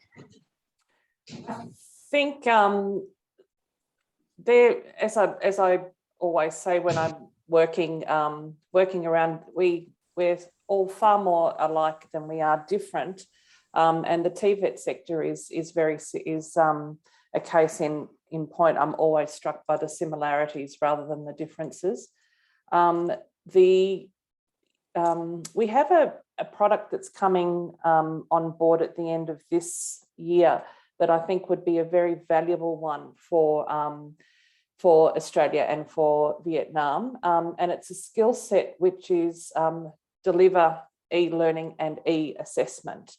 And this is going to be published in December, and we'll certainly start development work on that one, because it will address the issues exactly mentioned just by the speaker previously, of assessing people in a remote mode.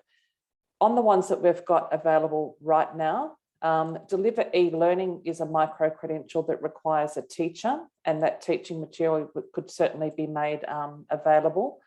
The digital literacy for VET teachers, the universal design for VET teachers would be very applicable in Vietnam also. And the other one which ties in nicely to the work of Cheryl and Alexandra is we have a tool called the Teacher Practicum tool, where teachers they observe others, they are observed by their peers, and they collect evidence of this and the reflection, and save it online and awarded a micro-credential. So that also may have some application in Vietnam. We've got a hand up, Jen. Oh, that's me just wanting to ask a question of interest to me and listening to all of your presentations, which are absolutely fantastic today. Tanya, one of the things you mentioned is that you've got a workforce shortage in terms of VET teachers at the moment for various very good reasons. I sort of wanted to ask a question around what you think recruitment of teachers into VET colleges in Australia might look like, both in the short term next year, but also in the longer term as you potentially offer more blended learning and online learning combined with your usual face-to-face learning. I wondered in all of the speakers today, in your thoughts around what recruitment of teachers might look like in the future and whether you think it will change. Okay, I feel like I'm hogging the floor. Cheryl, would you like to speak to that one? Or I'm happy to. You go, Tanya, and then Alex or myself can respond. Okay. We've been rather well looked after. We do have a sort of a short-term shortage just because of this requirement to put more smaller classes in. That's sort of like a workforce problem rather than a systemic issue right across the sector. However, it is recognised that there is a shortage, and the Victorian government has provided us with the TAFE Teacher Incentive Program. So they've provided some scholarships for us to be able to attract industry people, and they are awarded a sum of money, and the Institute makes a commitment to mentor them and also provide professional development for the mentor over a 2-year period. So they have been allocated throughout Victoria to help. It's not going to change somebody's mind who's happily, being a plumber and earning $1 squillion a year, perhaps. But if some people were sort of thinking, maybe this is something I would like to explore, it could be, it has been in our case, that the thing that sort of tips them into making the phone call and connecting with us. So by the end of this year, we'll have 25 of those TAFE Teacher Incentive Scholars coming into the program with those. Further on, there'll definitely be a need for people with more digital skills, which is the case across every industry sector that I've encountered as well. Yes, I'm not sure that I could add much to that. We are also participating in the Department of Education and Training teacher incentive scholarship program, and we will take on 15. I think with the recruitment, because the research and the data shows that it's that teacher attrition, you know, that we lose our teachers within the first few years of teaching, whether they've, you know, whether they're going into a traditional teaching path into school, you know, with a Bachelor of Education, or whether they're leaving industry and coming into the TAFE sector, we've got to look after them. So once we recruit them, we really need to support them. And that, you know, for us at Melbourne Polytechnic, that's around the community of support and also mentoring. And we really want to extend our mentoring beyond just those who are in their first year or two of teaching, but to establish mentoring availability for all of our teachers and trainers. But that's a long-term goal. Great, many thanks, Cheryl. Just also calling for any more contributions for Vietnam or questions. And I do have one last question for me on the other end of the spectrum of teacher. So the question was just on teacher recruitment, but for the older cohort, you know, I'm sure that Vietnam has the same teacher profile like Australia have, going back to that idea that, you know, TVET is actually very similar across many countries. So for those trainers who are very established in their ways and who would have been probably suspicious of mobile phones where mobile phones were introduced, you know, what I think one of you mentioned that coaching is very effective for that group. Do you have any other tips, you know, for our friends in Vietnam, and maybe that resistant or that suspicion about online learning from that maybe older or more really hands-on and less tech-savvy part of the teaching population? Would you have any suggestions and some experiences to share on how to kind of take them on this, you know, transition journey? So maybe starting with Melbourne Poly this time. Alex, did you want to go? I'll have a try.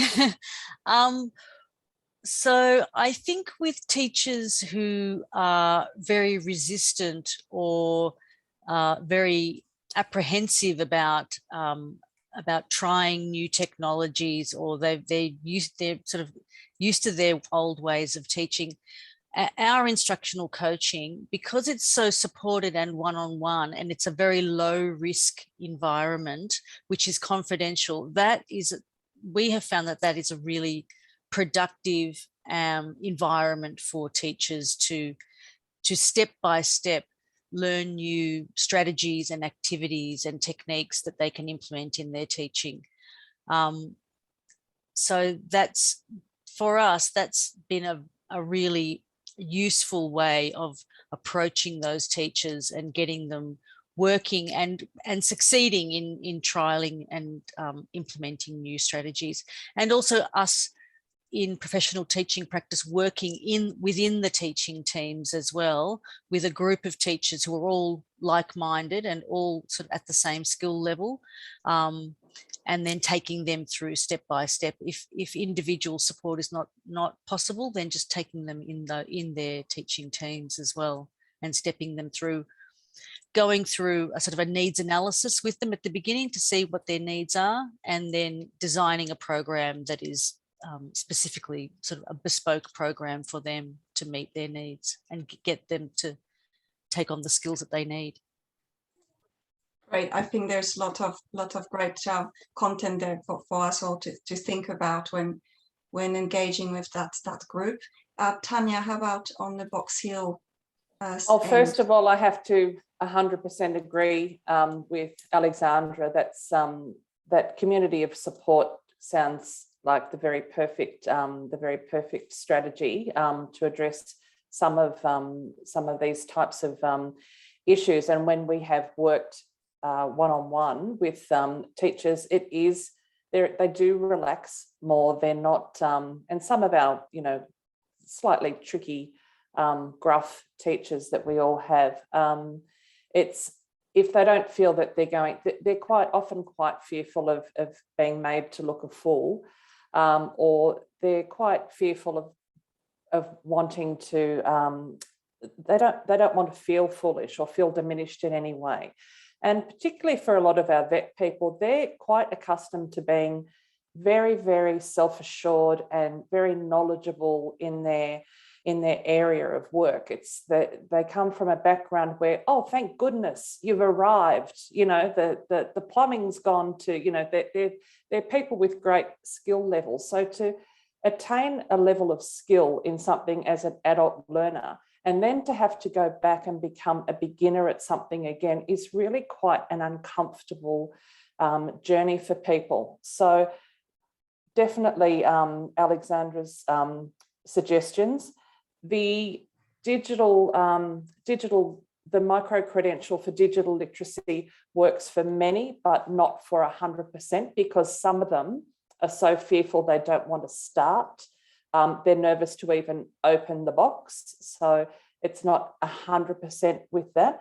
And the other strategy that I've found effective is that when I'm trying to get something taught to people who aren't, who have low skill levels in it and are a little bit fearful, I always try and match them up with a teacher who had to go on that learning journey themselves. So I wouldn't put, like our tech, I don't know if everyone else's tech solutions people are the same, but we've got this lovely group of tech solutions people that provide support to us when we have an issue. But they all have an interest in tech and IT, and they all understand it intuitively, and they speak quite quickly, and they assume a whole heap of knowledge that I just don't have. So I would rather, if I was teaching someone digital literacy skills for TAFE, I would rather use a TAFE teacher who's had to learn it themselves, who has no interest in it as a subject by itself, just because there's more relatability from the learner to the person, and there's less likely someone's going to be intimidated and be too embarrassed to say, when you say, you know, whatever, hard drive, what are you talking about? I don't even understand the first lot of words that you're using. So that's a risk with, particularly with digital courses. Great, I think that's very helpful. So thanks for that answer, Tanya. And I do seem to see a question in the chat box. I'll pass the floor to Lihai again to ask the question, please. Câu hỏi đến từ anh Phạm Quang Hiển đến với cả hai diễn giả của chúng ta. Ở Việt Nam chúng tôi đang thiếu mô hình ban cố vấn, đặc biệt là cố vấn ở mức chi tiết.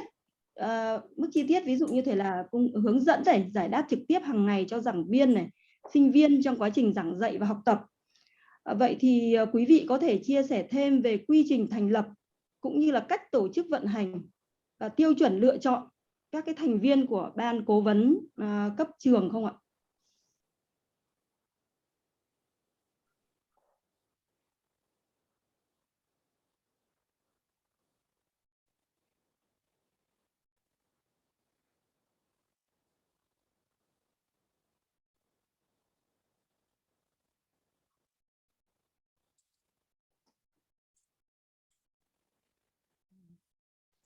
I'll just add a little bit for our speakers. I think it's particularly looking at how do you actually set up the mentoring and professional development project from an institutional point of view. So what would be some good first steps for institutions that don't necessarily have an advisory board in place, or something that spans the entire institution? How do you set up something across the entire institution that the entire institution will then adopt at some stage? I hope that helps clarify a little. Thank you. Are you right if I respond, Tanya? Yes, I was about to offer the floor to you. Okay. So I would say two things. Number one, it's okay to start small, and sometimes you have to start small and you get it right, and then it grows systemically. Second would be get buy-in from the top. From the very top, from your chief executive, your executive leadership team. if they have buy-in, and there's buy-in then at the director level, the manager level, then it's more likely to succeed. So sell it and pitch it to the top, and don't be afraid to start small. Great, wise words. Thanks very much, Cheryl. Tanya, would you like to maybe add to this answer? Sure. In Australia, the institutes that have centres such as the one I work, the one that Melbourne Poly has designed, the people who have a strong mentoring program all have a centre for teaching or educator development or excellence or something. It has to come from a central location, so it can't spring from nowhere, and it can't spring from the faculties. Buy-in is really important because the structure within the TAFEs, they do love to measure things and align them to their strategic plan, and the mentoring program actually aligns very nicely to the strategic so it just depends on how you're going to establish your metrics to measure what it is you are doing, because there's, obviously when money's tight, and money's tight everywhere in the world, there's a high level of accountability required. We set it up in the first instance as teachers observing teachers, and that enabled the program, as Cheryl suggested, to start small and then expand up, and that cycle of feedback and reflection can be a very effective way. Eva, there's another aspect of the question that if I can mention it again here, that is in Vietnam, we at most of the institutions, we haven't got such a teaching advisory board or committee, as you just mentioned in your presentation. So the question is, are there any selection criteria that we can use to choose the member of the to become the member of the committee or of the board? And another, yes. I am happy to speak to that because I did set up the team, and Cheryl has also done the same thing at Melbourne Poly. The first thing we used when we were setting up the team was people with very, very well qualified people. So all of the team had a master's level qualification, and we looked for diversity within the team. So people from different backgrounds. So people from vocational backgrounds, secondary school education, English language background, and instructional design together make a team that are all worth more than the sum of their parts. So it's important to have that diversity. I wouldn't want a team made up, even though Anne-Marie, for example, is one of my team members. She is amazing, but I don't want 7 Anne-Maries. I want 7 different types of people with different skills that are going to argue with each other a little bit, not too much, just a little bit, and that way we really get some fantastic problem solving going. I would agree, Tanya. That's exactly my thoughts and feelings. You need that diversity in your team, and particularly with mentoring, there's often a champion that if it's not particularly in their role description, it might be that they champion it. But if it is structured and it's aligned to our education strategy, then we've got a way forward. So you could set one up per faculty. So if you had a lead teacher who was particularly outstanding in their field, you could set up a similar sort of model within a faculty without the need to have a centralised one.